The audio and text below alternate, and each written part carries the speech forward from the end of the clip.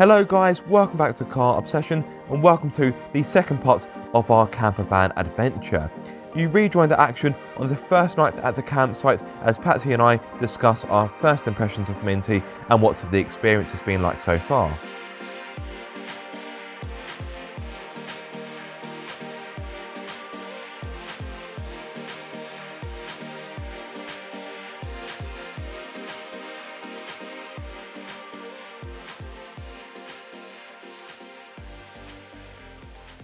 Right, so as you can see we are settled in nicely into Minty.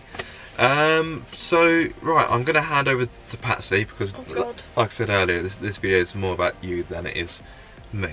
How have you found it so far? There we go. Oh, it's back to front. It looks like Kype. It's meant to say. No. That doesn't work. No, it looks back to front on the screen, but trust me, it won't be. Oh. Well then, in that case, I may. There we go. See? Right. Anyway. That's worth it. So yes, how have you found the experience? It still doesn't feel quite real. I still think I'm kind of in some sort of Minty campervan dream, and that I'm gonna wake up. Well, I will wake up tomorrow in the campervan. But going back to what I said earlier, I really didn't expect this. Now, again, Aaron will vouch for me. I'm one of these people that make yourself at home, stretch out. Why not? I'm gonna stretch out. It's nice. I'm the kind of person that. Excuse me. I'm the kind of person that tends to guess things very easily and the person off who's organised it, because I don't ask much, but I tend to just from a little bits of snippets of information just get it. Yeah. And I kind of got the hint that this was something rather special, so I kind of just shut up really. Yeah. But I knew something was amiss when we were meant to be going to Chester. We're still going to Chester Zoo, sorry. And I thought, hang on, we're kind of not going in the normal direction. And then we kind of turned off into somewhere residential, and I was like, okay. Then Aaron just basically said, close your eyes. And I was like, I was going to do a runner. Yeah. And he pretty much did. He parked Monique up, because we originally travelled down to where we picked Minty up in Monique, the the Mark 1. And he got out the car and he's like, wait here and close your eyes. And I actually thought you were going to do a runner. I was tempted. And then about, I'd say 10 minutes later, I heard him speaking to someone. And he called me out. And I walked into someone's drive. I was like, okay, is this some weird swinger weekend or something? I was like, it's not my cup of tea. Not really what I want for my birthday. That's what I was going to do for your 40th. No, you're all right. You're fine. Thank you very much. Oh, just the thought. Ugh. And then you've seen me lose my train of thought. I've got weird pictures of. But for what it's worth, even if we hadn't have stopped in Stratford, the route we would have taken would have been quite similar. I think it would have been virtually the same. Which is one of the reasons why I hired this campervan, because it was on our way to Chester, so it made sense. I mean, when you called me out and I walked around on someone's drive, I literally, because Minty was parked front in. All I saw was, now this is kind of a turquoisey mint colour. It's not mint like a spearmint colour, it's a bluey green. Yeah, you get the pastel, like the pastel campervans, like the blues, the pinks, like the spearmint green. She is a really, really lovely colour, and I just saw the colour, and I know like the rear lights and the rear of a VW camper, like T1, T2, T3, whatever. They're quite distinctive, aren't they? They are, and I was like, oh my god, he's got me a bay window like camper. Yeah. What has it been like to live with so far? Very enjoyable. The looks, like I've noticed people going past and going like, oh yeah, smiles on their faces. It's a very it's happy-go-lucky. Yeah, it's a very cheeky car, and you can't help but Very to kind charming. of be charmed by its character and Yeah. like pulled in. It's like having that. It's like having a new little cheeky puppy that's kind of naughty and does things that you should be annoyed with, but you're like, oh, isn't he cute? And you just let him get away with it. I wouldn't say Minty's naughty. No, but obviously sometimes, for example, yeah, the reverse is a little bit awkward. She likes to play with the reverse. Sometimes the steering can get a bit, because she's quite light. I googled it. She weighs 1,105 kilograms, or most T2s do. Yeah. And Which is sorry to interrupt you, a fair bit lighter than I expected. So by naughty, I mean she has her little quirk. So the reverse, sometimes she's like, nope, not going in reverse, want to go forward. Sometimes, for example, when we were driving, and the wind was quite windy on the way. She was like, do you know what? I'm just going to see if they're still awake. I'm going to like make myself wobble a little bit in the wind. Yeah, so obviously she's quite tall, you know, a very boxy frame and quite light. So absolutely. So it has been quite windy today in the UK, which has made driving a little bit tricky. In regard to the in regard to the reverse gear, it's not that tricky. It's just getting the knack, because sometimes you think you've got it in reverse when in fact you've actually put it into second. So you know, it's not too much of an issue. I'm sure it's something to get used to. You know, quite quickly. I've sat in a few camper vans before, but I've never kind of, you know, had one for a prolonged period of time. And it's making me, literally the first thing I did was look on Auto Trader. Yeah. And technically I do have the money to buy one, but I don't, I think I'll stick with like a little remote controlled one, because at least I'll be able to drive that. Keep talking, I'm going to get a beer. And the thing is, I'm going to have to move the tripod though, so bear with me guys. You can keep talking, they just might not see you. No, your big head is blocking me. Is it? Oh, so it is. They can still see it, it's fine. Please continue. No, I'll wait for you. I'm going to be a while. So, yeah, I mean, I knew I would love being in a camper van anyway. And as soon as I stepped into Minty, I instantly felt like she was mine. I know she's not, but... Yeah, you wish. Excuse me, you're making too much noise. Well, I did say I was going to be faffing about. I instantly felt the charm of these camper vans. I instantly felt the love that the owner would have for them. Now, unfortunately, we've only got her for like 2 days, or 2 and a bit. It's going to be like literally heartbreaking when I have to hand her back. And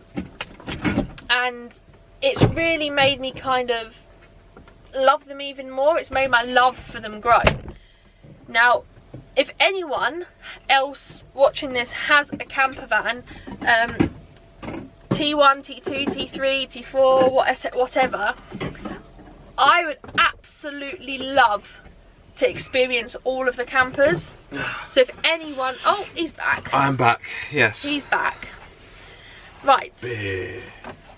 Ting. Oh, God's sake. So if anyone watching this has any other camper van and, you know, would be willing to let Aaron A, drive them, because I know camper van owners are very precious, and I know why. B, if you'd like your car to be featured on the channel on Car Obsession. Obviously most people know I do automotive photography, so I'm only on Instagram, Capturing Cars UK. Plug. Hashtag shameless plug. Or even if you don't want Aaron to say have the car or drive it, because I know owners are precious, I would love to take some photographs of anyone's camper van. We're based in Worthing, so I mean we're right by the seaside, so if anyone has any, I'm not going to get on my knees because I've got a bad knee. I won't be able to get back up, and it'll be your fault I'd end up in A&E again. I would love the opportunity to photograph any camper vans, so just photograph them, as long as you're happy for me to use the photos on my Instagram, etc. But I'm literally sounding like I'm begging now, don't I? It's my birthday on Monday, so obviously by the time this goes out, my birthday would have gone. Yeah. But if anyone has a camper van of any sort, you know, any era, any quality, it doesn't have to be modern inside. I'd quite like to experience a proper traditional hippie kind of camper van, like Flower Power Policeman and all that. Why are you doing that? A Star Trek? Yeah, Star Trek. What's Star Trek got to do with hippies? I don't know, they like Star Trek.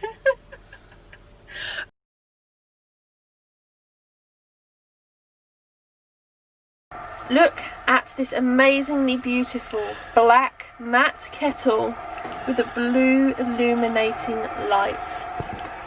Yeah, you're not on QVC, love. Did I sell it to you? Well, technically yes, because we've already bought it, because we need boiling water.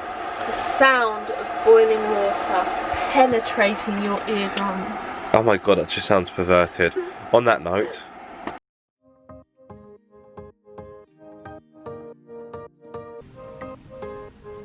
Oh, don't put too much in, it's going to be milk no tea.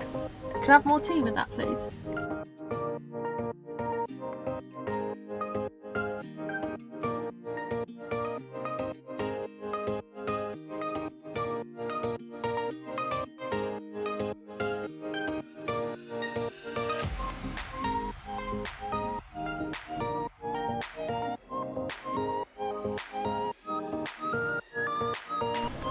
Look at her go, she's got some new wheels.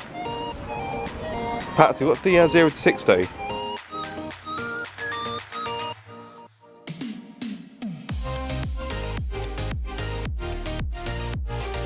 Oh, that acceleration. Oh, wow. She's tearing it up. And away she goes. Wow, that is practically a Tesla.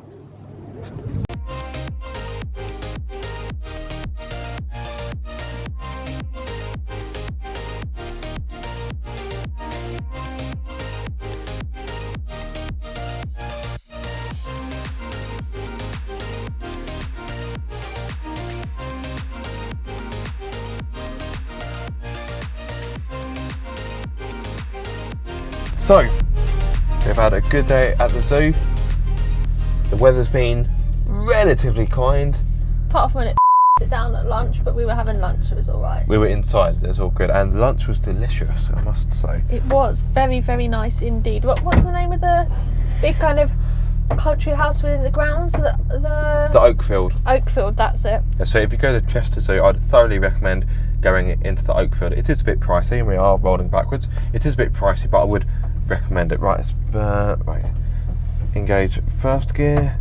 I think it's about time we should start talking about Minty once more. Obviously, you spoke this morning about what it has been like. Yes. The experience. Let the viewers know what the kind of driving experience has been like. Obviously, I know you haven't driven Minty.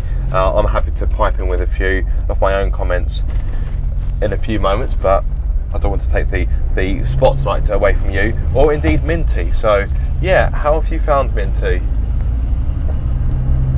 Surprisingly smooth for what it is, what she is. Don't get me wrong, you do feel like divots and bumps and potholes, but It's not too bad though, is it? Yeah, it's to be expected, but it's not as bad as I thought it would be. The actual ride itself is, I would say, quite reasonably comfortable. The only thing, obviously, which you can't expect really with these cars is you don't really get much support on the seats. They're not too bad. But again, they're comfortable. Am I uncomfortable in these seats for long periods of time? No. The only thing that took me a little bit of time to get used to is I'm actually higher up than I thought. Yeah, and that's a good comment. So we're both tall people. I'm 6'2", you're about 5'9", 5'10", aren't you? Mm-hmm. Yeah, for my height, I kind of have to stoop down so I can fully see out of the windscreen. Now don't get me wrong, if I sit like this, I can see out, but I have to kind of look down. So for me, I tend to kind of want to do that, to hunch over it a little bit. Don't get me wrong, it's not a hardship, but it's more of an observation. Here? No, I tell you when. Right, back into third, get a bit more power. So yeah, the seating position does it does take getting used to if you are a taller person. So darling, what else have you got to say about Minty from a kind of, well, not driving experience, passenger experience, I suppose? She's just very full of character, very cheeky. Yeah. It's just so much fun to kind of be in and exploring and just driving about it. As a passenger, I get more enjoyment, I think, well, as a passenger rather than driving, because it's the whole experience that goes with being in, owning or driving about in a camper van. Yeah. The amount of looks that you get, and people just admiring her, and people you just look at and you see them watching her and smiling. Yeah. She makes people smile. Like this, she's very distinctive. I mean, any camper van's distinctive. T1 and T2 more so. Yeah. So split straight over. Okay. So bay windows or split screens. Oh, I went the wrong lane.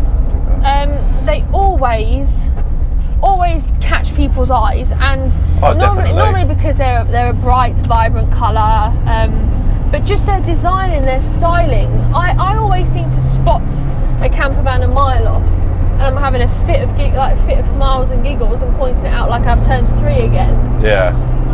But just seeing people smile as she goes past while you're in her as a passenger, it just makes you, I don't know, it just makes you feel all kind of warm and cuddly inside, like you've just been dry cleaned and you're all fluffy inside. You know what? I have to be honest. I can't say I've ever been dry cleaned. At the roundabout. Oh, a little bit of wind. That's one thing actually I will say is because Minty's quite light. Yeah. As a passenger, obviously, I probably don't feel it as much as you as the driver. But when you get like a forceful gush of wind, or when you're not expecting it and the wind just picks up. Oh, like that. Like that. You can feel Minty just go, way, and then kind of come back to reality. Be like, oh crap, I've got to grip onto the road. Yeah. But again, it's all part and parcel of having the camper, isn't it? Yeah, it's all part of the character. It's all part of the package.